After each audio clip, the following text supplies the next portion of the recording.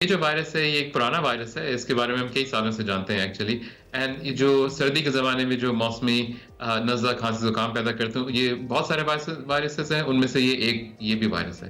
तो ये कोविड जैसा कोई और वायरस दुनिया को उसी तरह से मुतासिर तो नहीं कर सकता जैसे पहले कोविड आया और हम उसके बारे में जानते नहीं थे और उसको जानने में एक तवील अरसा लग गया, 2-2 साल के लॉकडाउन हुए, तो हाँ। ऐसी तो कोई खतरे की बात नहीं?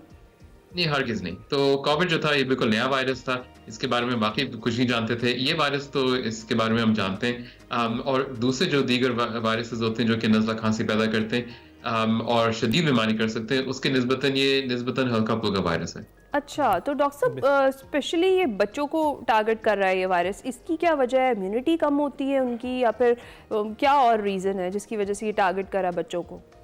हाँ, सो एक्चुअली ये वायरस तो हर उम्र को टारगेट करता है, मगर अच्छा। याद रखें ये जो अगेन नज़ला, खाँसी, ज़ुकाम वाले जो वायरसेस हैं, ये बच्चे में ज़्यादा लगते हैं। जिनके घर में छोटे बच्चे, उनको पता है उनके मुस्तकिल नाक बह रही होती है, ख़ास तौर पर जब वो स्कूल जाते हैं। और ये वही उम्र है जब हमारी क़ुव्वत मुदाफ़ियत बनती है इन वायरस के खिलाफ। अलबत्ता शदीद इन्फेक्शन जो है, ये बहुत छोटे बच्चे एंड ज़ईफ़ लोगों, इन दोनों ग्रुप में होता है, जस्ट लाइक अदर वायरसेस।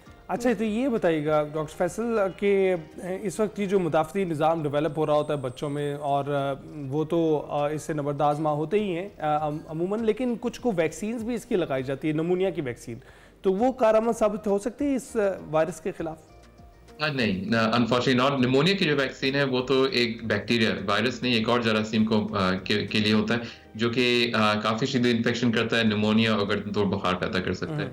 ये जो वायरस है, इवन दो उसका नाम ह्यूमन मेटानीमो वायरस है, इसका निमोनिया से ताल्लुक नहीं है। अच्छा। और ये वायरस है, तो इसके खिलाफ एक्चुअली कोई वैक्सीन नहीं है, उसके लिए कोई दवाई नहीं है, क्योंकि अमूमन बगैर दवाई के ये खुद ही बेहतर हो जाता है। अच्छा, तो ये इतना मतलब शोर बपा है इस वायरस का और हर जगह पर इसकी डिस्कशन हो रही है कि कोविड की तरह का एक वायरस आ गया है, लेकिन आपने तो बड़े आसान अल्फाज में बता दिया कि ये उस तरह का बिल्कुल भी नहीं है और बड़ा रिलैक्स कर दिया आपने लोगों को। तो बिल्कुल इसके लिए किसी किस्म की मेडिकेशन की ज़रूरत नहीं होती और ये नॉर्मल फ्लू वगैरह जिस तरह से खुद अपना टाइम ख़त्म करके सही हो जाता है, तो क्या ये भी उसी तरीके से इंसान रिकवर हो जाता है?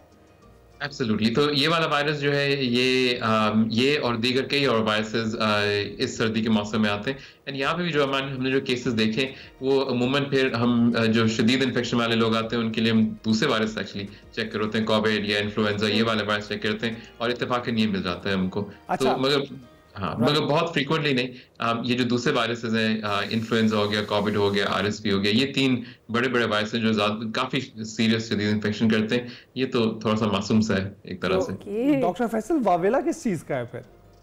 आई थिंक थोड़ा-सा इसमें 2 चीज़ें हैं। एक तो ये सोशल मीडिया में पिकअप आया है, तो ये ऑब्वियसली वो गर्दिश वहाँ पे ज़्यादा कर रहा है।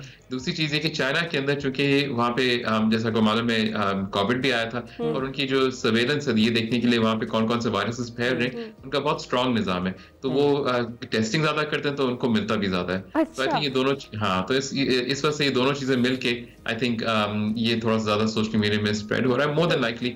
तो डॉक्टर साहब क्या यही अकेली वजह है कि मतलब हमेशा चाइना से इस तरह के वायरस जो है वो निकल कर सामने आते हैं, कि यही वजह है कि वो टेस्टिंग बहुत ज़्यादा करते हैं इसलिए उन्हें पता भी जल्दी चल जाता है? Yes and no.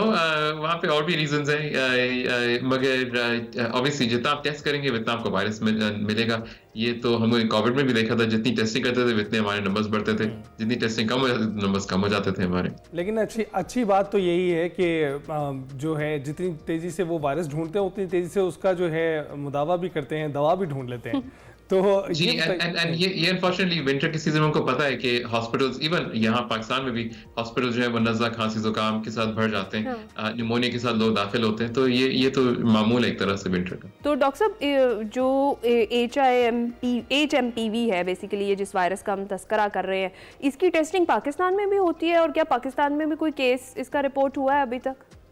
जी, जी। तो पाकिस्तान में केसेस रिपोर्ट हुए हैं, बल्कि इस पे एनआईएच की तरफ से कुछ सालों पहले तहकीक भी हुई थी। इसका टेस्ट है, मगर इसका खास टेस्ट नहीं होता, यानी कि जो टेस्ट है, जो अगेन नाक से होता है, वो सिर्फ एचएमपीवी को नहीं देखता, वो बहुत सारे वायरसेस को देखता है, जिसमें कोविड, इन्फ्लुएंजा और भी दीगर वायरस जो कि मासूम से उनको भी चेक करता है। उसमें से ये भी एक शामिल है जो उसमें आ जाता है, मगर टेस्ट बहुत महंगा है।